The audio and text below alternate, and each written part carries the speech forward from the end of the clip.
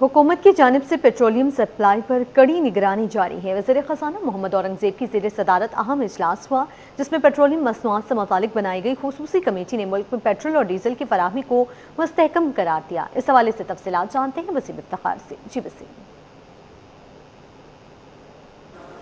जी, मुल्क में जो पेट्रोलियम मसनूआत की सूरत हाल है उस पर हुकूमत जो है वो कड़ी नज़र रखे हुए है और उसके साथ साथ तमाम तो सूरत हाल की कड़ी निगरानी की जा रही है। और इस ज़मीन में बनाई हुई जो हुकूमती कमेटी है वो रोज़ाना की बुनियादों पर इस सूरत हाल का ना सिर्फ जायज़ा लेती है बल्कि इजलास बुलाया जाता है। गुज़श्ता रोज़ भी एक अहम इजलास हुआ है जिसमें मुल्क में पेट्रोल और डीजल की फराहमी को मुस्तहकम करार दिया गया है। और इस इजलास में बताया गया कि डीजल के ज़खायर तकरीबन 23 से 24 दिन के लिए काफ़ी हैं, जबकि खाम तेल के ज़खायर जो हैं वो तकरीबन 11 दिन के लिए दस्तियाब हैं। और अच्छी खबर यह है कि मज़ीद तेल के कार्गो जो है वो रस्ते में है। इस इजलास में ये भी बताया गया है कि अप्रैल में सप्लाई बेहतर रहेगी। आलमी मंडी में तेल की कीमतों और प्रीमियम में इजाफा हुआ है, तमाम हुकूमत ने उसका असर जो है वो मुकामी सतह पर या आवाम पर नहीं पड़ने दिया है। इसके साथ साथ खत्ते की सूरत हाल के बायस सप्लाई में गैर यकीनी सूरत हाल भी सामने आई है। हुकूमत का कम लागत मुआहदों के जरिए दरामदाद जारी रखने का फैसला किया गया है। इस इजलास में ये भी फैसला किया गया था कि स्पॉट मार्केटिंग के बजाय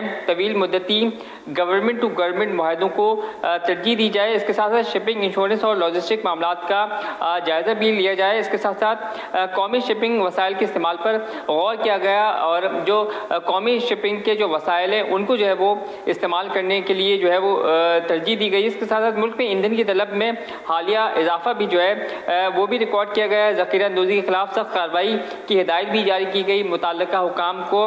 और इसके साथ साथ सूबों और रेगुलेटर्स को निगरानी में मज़ीद सख्त करने की हिदायत की गई है। Real time digital monitoring system मुतारिफ कराने का इस इजलास में फैसला किया गया। रिटेल सतह तक डाटा डैशबोर्ड बनाने की हिदायत भी की गई है।